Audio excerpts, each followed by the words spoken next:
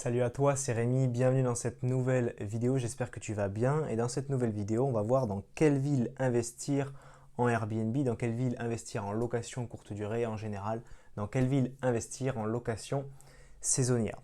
Donc si tu es intéressé par l'immobilier, que tu as envie de te créer des revenus passifs, des rentes mensuelles, du cash flow positif tous les mois et assurer ton avenir et celui de ta famille, de tes proches, des personnes qui te sont chères. Tu es sûrement intéressé par justement l'immobilier et le fait de faire de la location courte durée va exploser ta rentabilité et tu vas faire rentrer beaucoup plus d'argent qu'en location classique, en location meublée classique à l'année. Donc, personnellement, j'ai attaqué par de la location meublée classique à l'année sur mon premier investissement. Je te l'ai d'ailleurs montré sur cette chaîne YouTube au début de ma chaîne YouTube. Donc, qu'est-ce qui s'était passé comme travaux, combien je loue, combien je me dégage de cash flow, etc. Puis ensuite, je me suis lancé dans la location courte durée sur mon deuxième bien et puis sur les suivants que je vais te montrer également sur ma chaîne.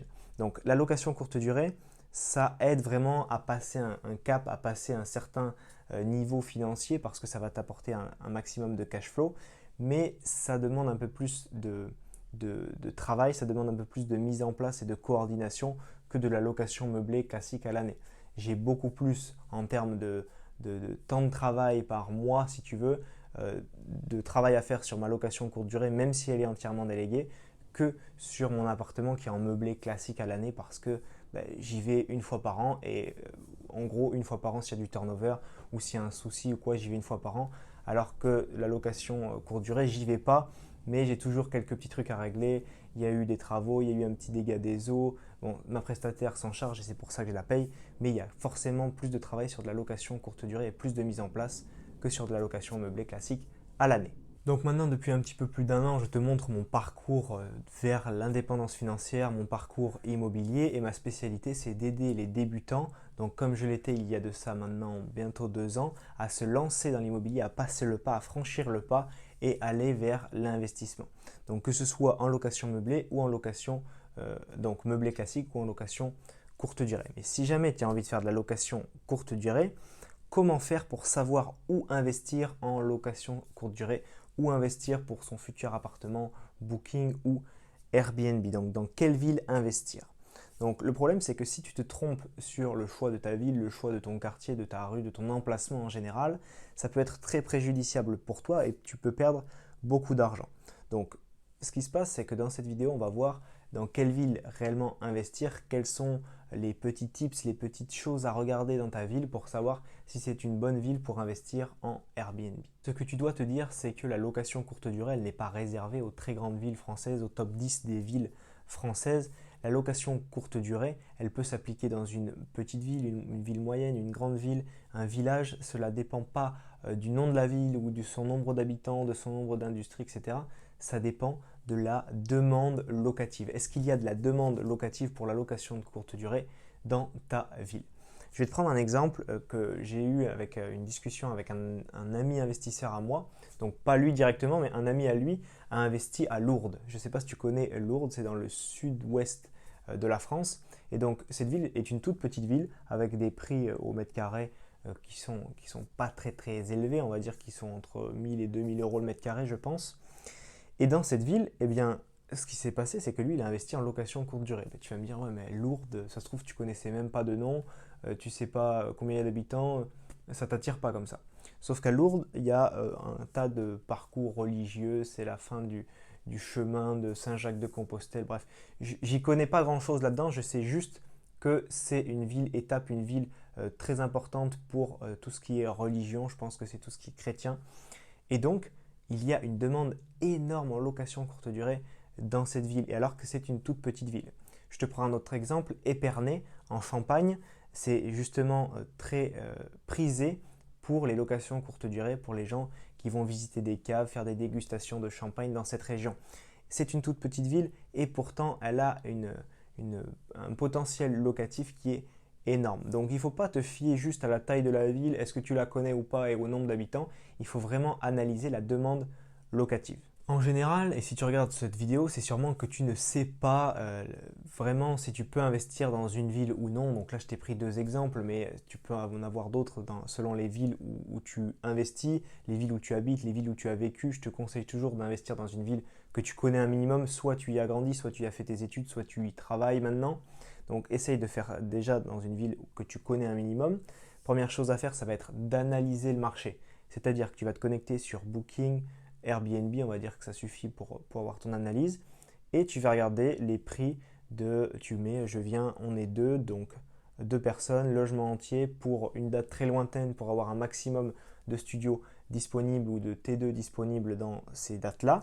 Et tu vas faire une petite analyse, ok, ce type de bien ça se vaut tant, de ce type de bien ça vaut tant. Tu vas faire une analyse par quartier, par rue, et tu vas te dire, ok, moi je pense plutôt investir ici, ici, ici. Donc tu vas essayer ensuite de tester le marché. Première chose, tu l'analyses, pardon. Deuxième chose, tu le testes. Tu le testes comment? Via une fausse annonce, que ce soit sur n'importe quel site. En général, pour de la location meublée classique, je fais sur Le Bon Coin. Courte durée, je fais sur Airbnb. Je rédige mon annonce, je prends des photos d'anciens appartements à moi ou des photos que je trouve sur Internet. Je mets le descriptif détaillé, je mets où se trouve le bien et je teste le prix. Je teste le prix de location par rapport à la concurrence. Tu fais attention de bien mettre que les gens ne peuvent pas réserver automatiquement. Enlève voilà, la réservation automatique, c'est ça que je voulais dire, pour pas que tu te retrouves avec des réservations et finalement tu n'as pas d'appartement. Donc tu mets bien ça et tu vois si ça prend, tu vois si tu as des retours, tu vois si tu as des réservations. Donc j'avais fait ça sur la première fois que je voulais faire de la location courte durée à un endroit, sur mon premier appart en location courte durée, et je l'ai mise en ligne le soir, la fausse annonce, et le lendemain j'avais déjà 3 réservations avec le bon prix et le bon emplacement. Donc j'ai pu tester réellement le marché et valider mon projet dans cette ville. Ensuite, en fonction des résultats finalement de cette fausse annonce, ça te donnera des informations sur ton emplacement et ton prix. Est-ce que ton emplacement est attirant et donc est-ce qu'il y a une demande locative et est-ce que ton prix correspond finalement au prix du marché? Si tu as 100 appels ou 100 réservations, j'exagère bien sûr, mais si tu en as 20-30 en 2-3 jours, c'est que ton prix est trop bas et qu'il y a une très bonne demande locative. Donc rehausse un petit peu ton prix. Si c'est l'inverse, peut-être baisse ton prix jusqu'à le prix qui te correspond pour faire le cash flow que tu as déterminé par mois et selon tes objectifs avec cet appartement.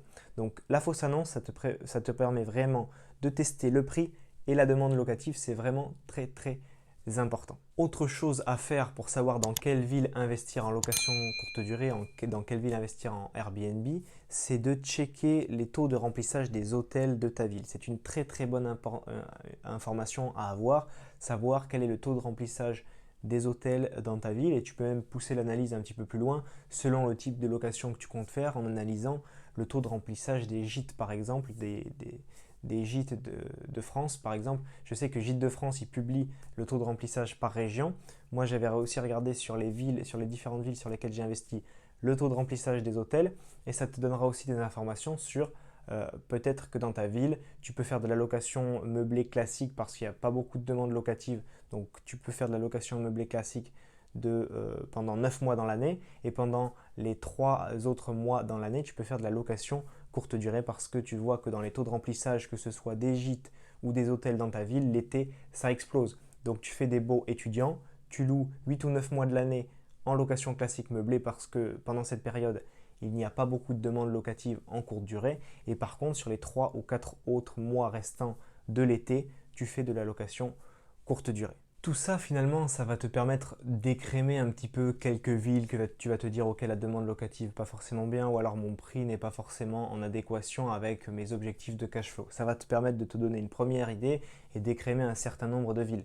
Mais après, ce qu'il faut te dire, c'est que la plupart des grandes villes et des villes moyennes, tu peux largement y investir, que ce soit Paris, Marseille, Bordeaux, ok, bien sûr, tu as ces villes-là, mais même tout ce qui est petites villes et villes moyennes, Angers, Poitiers, Brest, Metz, Tarbes, ce genre de villes-là qui sont des villes plus petites, c'est pas parce que c'est pas Bordeaux et Paris et Lyon et Marseille que tu ne peux pas y investir. En général, tu auras toujours de la demande locative dans ces villes. Par contre, pour y arriver et pour faire de la location courte durée rentable, ce n'est pas qu'une question de ville. C'est-à-dire que la ville va être un choix important pour toi, mais ça ne va pas tout ne va pas dépendre de ça. C'est-à-dire que la ville, c'est un point important, mais derrière, il y a beaucoup de choses qui vont en découler de ton investissement pour savoir si ça va être un bon investissement ou non. tu vas avoir l'emplacement dans cette ville, tu vas avoir l'agencement de ton bien, la capacité de ton bien, c'est-à-dire est-ce qu'il peut accueillir 2, 4, 6 personnes. Si par exemple tu fais un logement pour 12 personnes, ben, il n'y en a peut-être pas beaucoup sur Angers, mettons, et donc tu vas être très sollicité parce qu'il y aura des événements où les personnes viendront à beaucoup et donc ta location sera rentable. Exemple comme un autre. La décoration de ton appartement, la qualité des photos de ton annonce, le texte exhaustif pour que les personnes qui veulent venir dans ton bien aient une description précise. Si tu fais une prestation de qualité, si tu fais gérer ton bien avec quelqu'un qui a un très bon contact client, de très bonnes explications lorsque les gens viennent, ça peut faire revenir certaines personnes. Ça m'est arrivé dans mes locations courte durée. Ma prestataire, elle est au top. Ça a donné envie aux gens de revenir parce qu'elle est au top et que le bien est top. Et donc, ça me fait toujours plus de réservations. Est-ce que tu vas mettre des petites attentions dans ton bien, une bouteille d'apéritif, j'en parle souvent sur la table, une bouteille d'apéritif de la région quand les gens arrivent.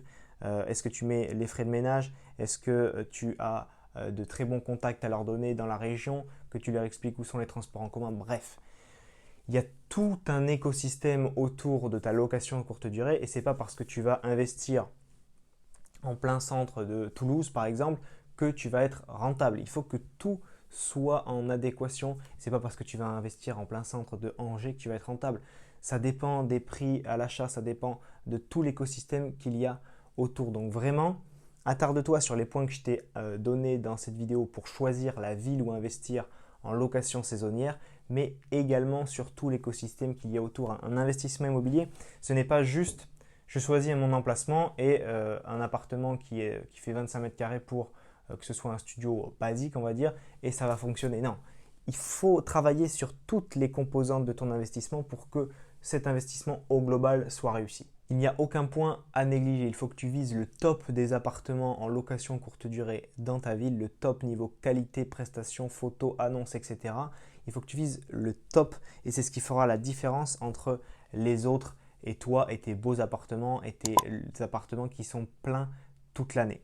Donc si tu veux que je t'explique comment faire ça plus précisément, que je t'accompagne pour réussir ton premier investissement immobilier, ce que j'ai fait, c'est que j'ai préparé 1 heure de formation pour t'aider au maximum. Donc cette formation, c'est très simple. Pour y accéder, tu cliques dans le lien qui se trouve juste en dessous de la vidéo où tu auras également un carré qui s'affichera juste en dessous de l'image. Donc dans cette heure de formation vidéo, qu'est-ce que tu vas recevoir? Tu vas recevoir 5 vidéos qui t'expliqueront étape par étape de bout en bout comment réussir ton premier investissement immobilier. Donc pense à liker cette vidéo s'il t'a plu, pense à t'abonner à ma chaîne pour rejoindre une communauté grandissante maintenant de plusieurs milliers d'investisseurs immobiliers et on se voit dans une prochaine vidéo. C'était Rémi.